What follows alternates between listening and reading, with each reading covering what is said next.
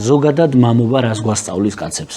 იცით რა, როცა თქვენ საუბრობთ სწავლებაზე, ეს არის რაღაცა შეძენილი, ხო?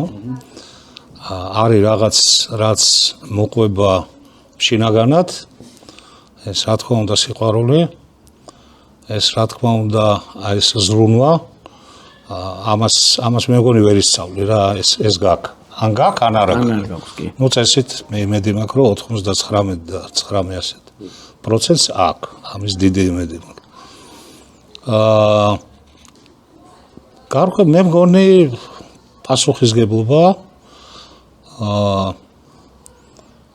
ეს ალბათ პირველი და ეხლა ამას არ სწავლობენ როგორც წესი, მაგრამ სულ მოყვება რა, ეს ფორიაკი, მუდმივი ფორიაკი. ეს მე მგონი ეგრე. რო გითხრათ რაღაცა მასწავლა ესეთი, ალბათ კი, იმიტომ რომ მე ასე ვთქვათ, ნაწილობრივ პედაგოგიური განათლებაც მაქვს, სამწუხაროდ ფსიქოლოგიური არა მაქვს, მაგრამ საკმაოდ ბევრს ასე ვთქვათ ვკითხულობდი.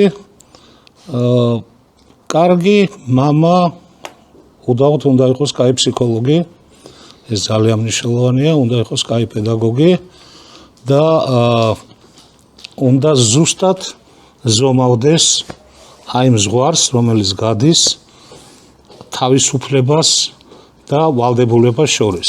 აი ეს ძალიან მნიშვნელოვანია შვილებთან მიმართებაში, რომ აი ეს კარგად იგრძნონ. არ უნდა მიუშვა, ბუნებრივია.